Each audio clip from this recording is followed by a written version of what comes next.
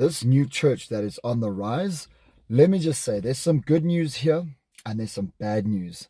Now, the bad news is I started to see these videos where these churches are literally, you know, it's all about celebrity worship. It's all about feel good sermons. It's all about having fun, having good times, bringing the world into the church under the guise of Christianity and then saying this is what Christianity is. And these people sadly follow all these fallen preachers and celebrity pastors, and they think that that's what being a Christian is. Now, this church here, a lot of new age, a lot of mixed up with feelings, and it's all about a good time, feel good, prosperity, good health, wealth, all of those things. And this is what I call the Laodicean church mentioned in Revelation 3. Okay. But then here you've got, the true church, the true church. Now, the bad news is this is popping up. This is popular. This is famous. People like it. And if you speak against it, man, you are just what do they call you? They're going to call you a legalistic Pharisee, religious nut. They're going to basically say that, how dare you criticize this church? All the bad news is this, that when we, the true church, speak out against this false church, we are going to become severely persecuted. They are going to accuse us of being judgmental. They're going to say that we mustn't judge. Only God can judge, because these people here, sadly, many of them might be saved. But for now, many of them are deceived and they are led astray. And yeah, we need to pray for them because they're going to be on the rise to persecute us. So the true church is going to be persecuted by this church. But now, the good news is this, that we, the true church, knew that this was coming. We knew that these days were coming when people would be selfish, they would be lovers of themselves, lovers of pleasure. And this is what Satan is creating, a false type of church. And that is why what you are seeing is it can only be someone who doesn't understand their Bible, doesn't know their Bible because they don't study enough, following celebrity type pastors and celebrity type preachers and prophets and whatever. And they are liking it. So there is a gap of grace for these people. But at some point, obviously, the heat is going to get turned up. That's all the bad news, right? But the good news is this, that the true church is going to rise up in this time, and the true church is going to speak up. The true church is going to rebuke this type of church. And the true church is going to receive supernatural powers like never before, because as the enemy comes in like a flood, so God is going to raise up a standard. And I do personally feel that we are going to see such an increase in miracles, signs, and wonders. And the sad thing is, this type of church has already made up their mind.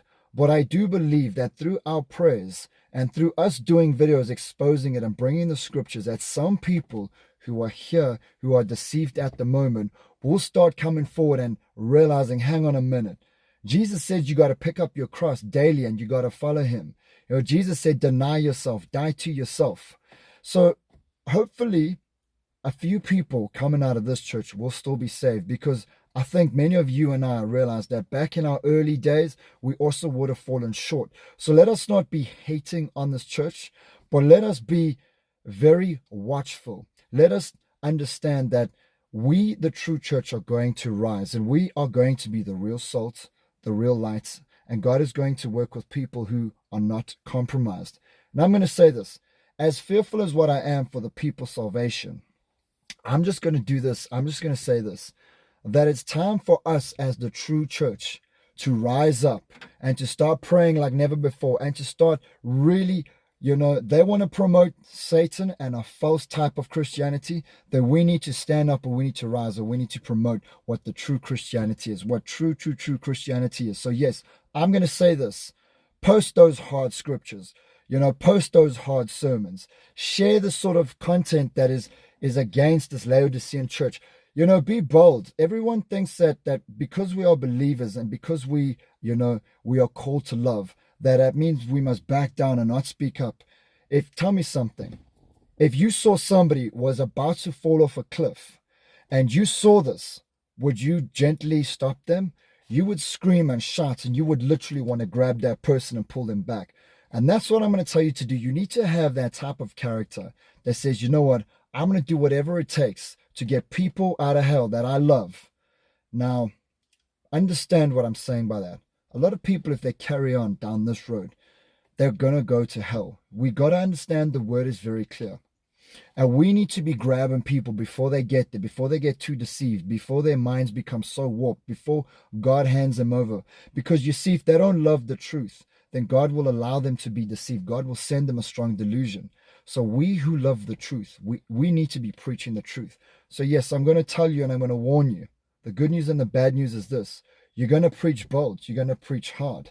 The sad thing is you are going to lose a lot of people. A lot of people are going to misunderstand you and accuse you of being judgmental and critical.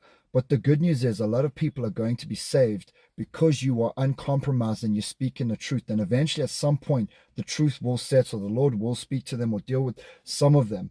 Okay, it's really about their free will. But I'm here to say this to you today. Don't hold back. As the true church, it is time for us to stand.